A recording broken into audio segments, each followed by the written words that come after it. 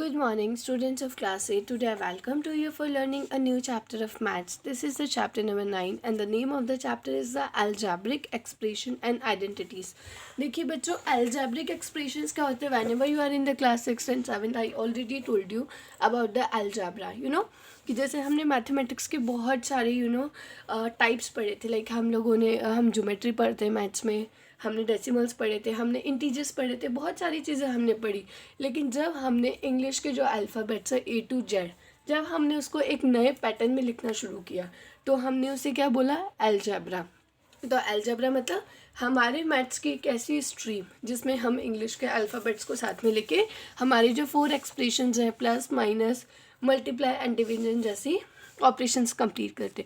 So first of all we understand what are the expressions. In earlier classes we have already become familiar with what algebraic expression or simply expression are examples of expressions. जैसे मैंने आपको बताया था, जैसे आपकी कोई भी थी. अब देखिए, जैसे ये एक आपकी टर्म है x+3, एक आपकी टर्म है 2y-5, एक है 3x की पावर 2, एक है 4xy और 4xy+7. तो देखिए ये जो आपकी 4 टर्म्स है, 1 term, 2 term, 3 term and 4 terms, ये आपके कितने टर्म्स हैं बच्चों? 4 टर्म्स हैं. एंड इन सभी टर्म्स में आप देखोगे क्या चीज़ कॉमन है? किसी में x है, किसी में y है, किसी में x है, किसी में x y दोनों है. ज़रूरी नहीं है x या y होगा, a भी हो सकता है, b भी हो सकता है, c d any letter of your alphabets या any letter of your English ABCD. So clear है कि जब हम इंग्लिश के जो अल्फ़ाबेट्स है A to Z, उनमें से कोई भी लेटर्स को अलग अलग ऑपरेशंस देखिए. जैसे इसमें क्या किया गया? प्लस किया गया है, इसमें माइनस किया गया है, इसमें मल्टीप्लाई किया गया है, इसमें पहले मल्टीप्लाई फिर प्लस किया गया. तो देखिए यहाँ पे हमारी जो मैथमेटिक्स के 4 इम्पॉर्टेंट जो ऑपरेशंस है वो यहाँ पे कंप्लीट किए गए. तो you can form many more expressions. हमने क्लास 6 में देखा था कि सबसे पहले whenever you and the class 6, मैंने आपको ऑलरेडी क्लास 6 में पढ़ाया था कि हमने जब पैटर्न्स बनाने सीखे थे मैथ्स 6, ठीक है. फिर 7th में हमने देखा था कि हमने इनका एडिशन सब्ट्रैक्शन भी सीखा था. आज हम उन सब चीज़ों को वापस से रिकॉल करेंगे.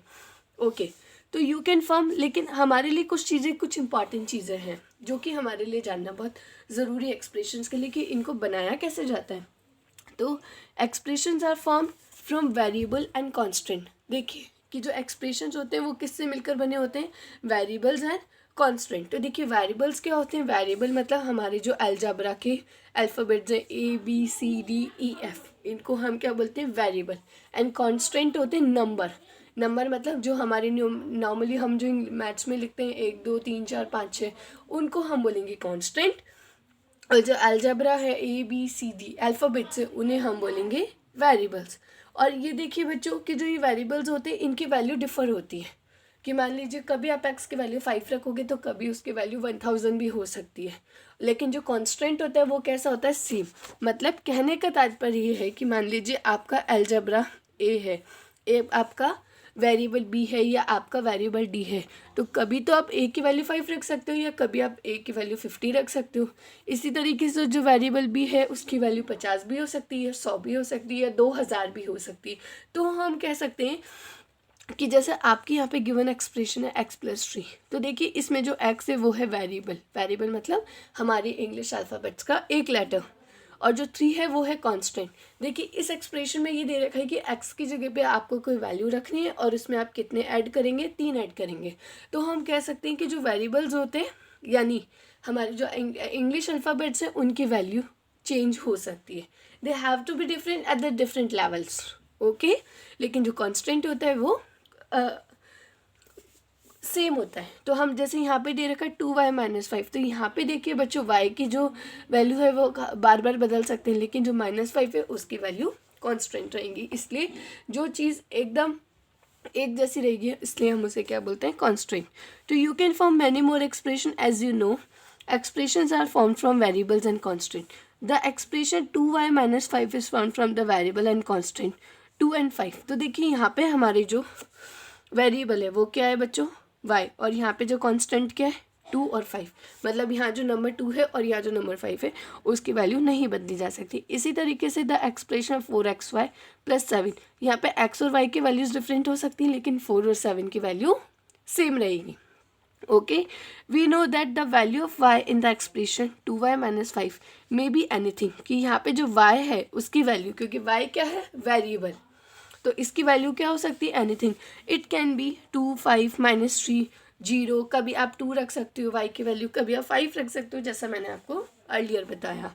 सो देखिए, actually countless different value. The value of an expression changes with the value chosen from variable it contain. Thus they may ask. Okay, तो जो चीज़ मैंने आपको बोली वही चीज़ आपकी यहाँ पे लिखी हुई है. अब देखिए, जैसे नंबर लाइन पे हमने अभी तक इंटीजर्स पढ़े थे कि एक होता है पॉजिटिव साइड, एक होता है नेगेटिव साइड. तो देखिए, अगर आप एक्सप्रेशन बना रहे हैं तो मान लीजिए ये आपकी एक नंबर लाइन है जिसका जो इनिशियल पॉइंट है वो कैसा है, एक्स है.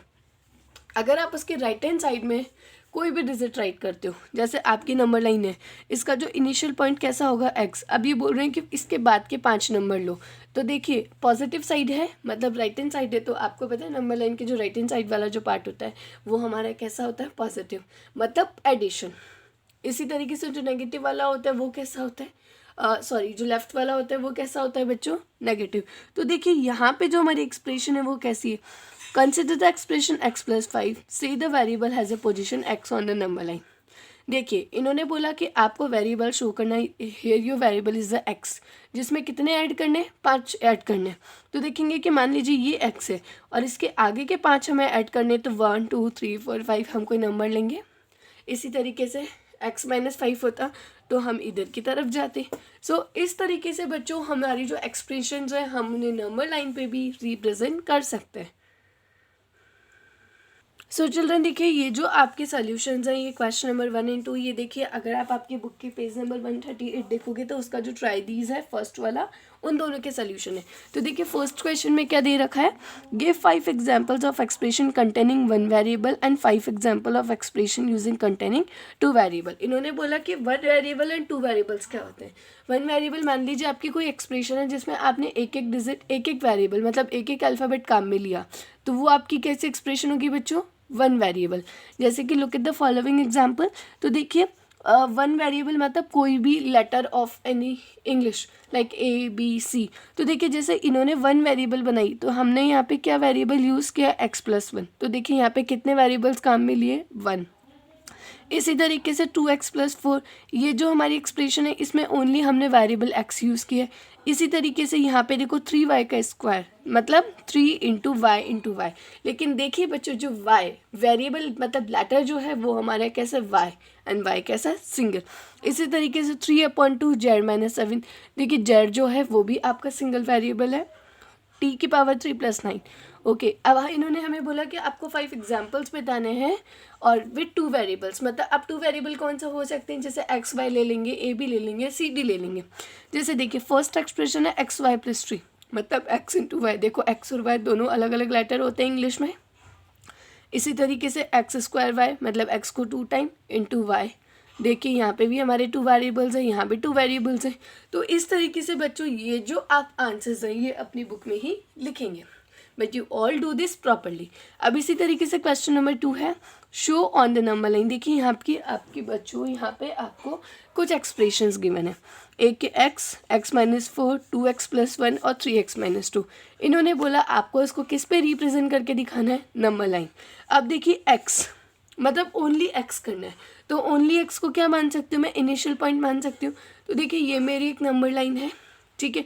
x-4 मतलब कि इनिशियल पॉइंट जहाँ हम ओ लिखा करते थे उससे बैक में जाना है. तो देखिए x-4 हमारा कहाँ जाएगा, लेफ्ट हैंड साइड.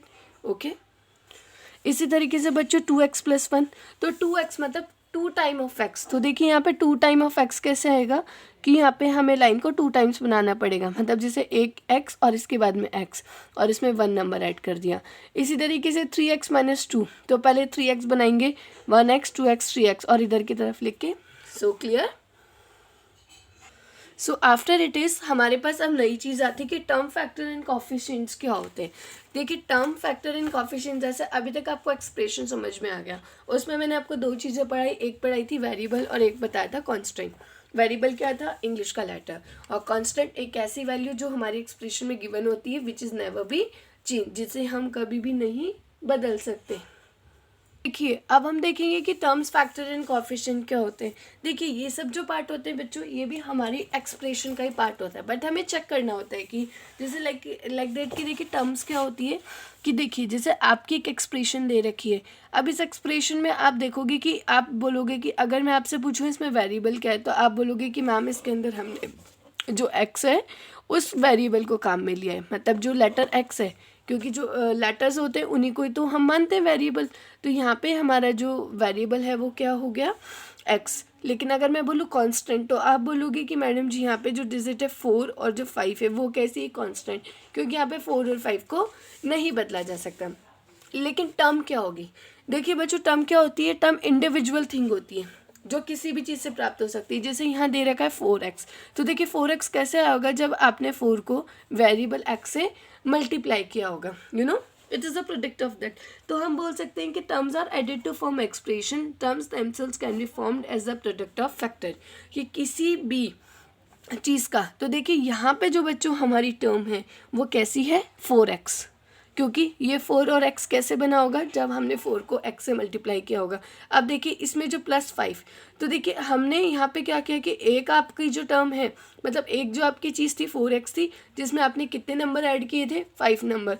तो हम ये कह सकते हैं कि जो इंडिविजुअलिटी, जब हम इन चीज़ों को अलग अलग लिखते हैं कि प्लस से पहले कौन सी डिजिट है 4x और प्लस के बाद है 5, तो हम इनको अलग अलग लिख सकते हैं कि एक है 4x तो एक है 5।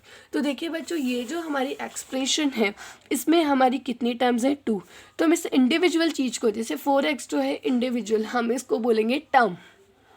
इसी तरीके से जो 5 है, तो देखिए इसके अंदर हमारे पास है 2 टर्म्स हैं, तो एक टर्म है हमारी 4x और एक टर्म है हमारी 5। ओके, अब फैक्टर्स क्या है, फैक्टर्स देखिए can be formed as a product of factor, the term 4x is the product of its factor 4 and x, the term 5 is made up of just 1 factor.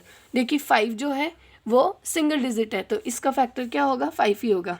So clear है आप लोगों को। अब coefficient क्या होता है, coefficient जो होता है न्यूमेरिकल वैल्यू होती है, कि जैसे यहाँ पे हमारी है 4x + 5, तो इसमें जो नंबर 5 है वो कैसा है आपका प्लस का, तो इसका न्यूमेरिकल कोफिशिएंट कितना हुआ, 5 हुआ। इसी तरीके से the expression 7xy - 5x has 2 term.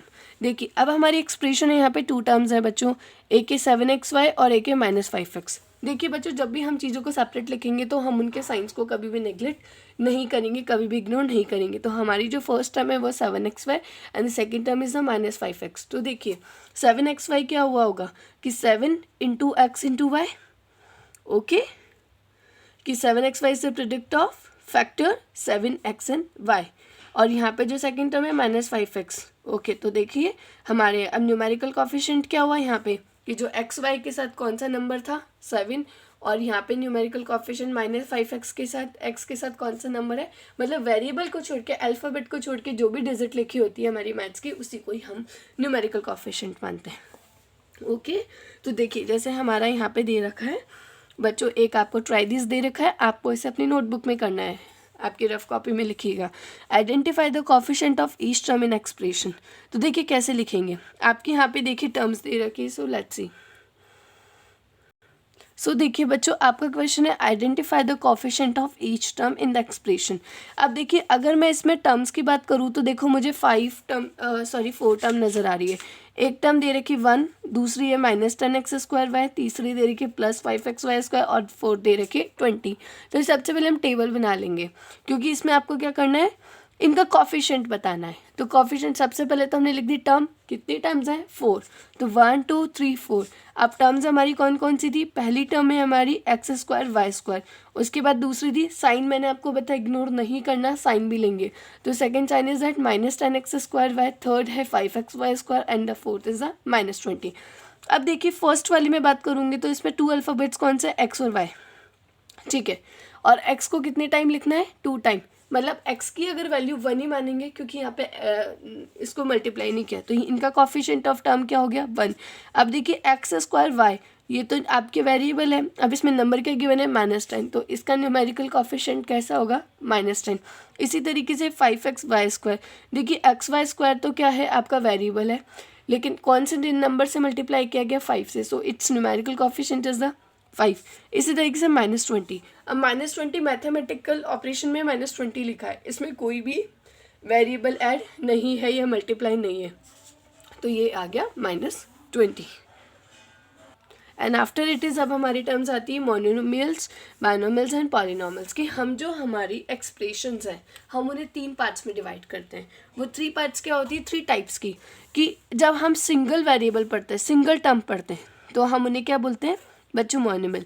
Expression that contain only one term is called a monomial. जैसे कि आप देखो कि आपकी कोई सिंगल टर्म है, लाइक जैसे x-4 सिंगल टर्म हुआ आपका, कि जिसमें आपने क्या एक्सप्रेशन के देखिए मोनोमियल्स, जैसे कि आपका नंबर है, आपका एक वेरिएबल दे रखा है x, जिसमें आपने सिर्फ क्या किया, मल्टीप्लाई किया। इसी तरीके से 3xy, मतलब या तो आप ओनली मल्टीप्लाई करोगे, ओके, तो आप उसे क्या बोलोगे, एक ऐसी एक्सप्रेशन जिसमें आपकी क्या है, सिंगल टर्म है, हम उसे बोलते हैं मोनोमियल।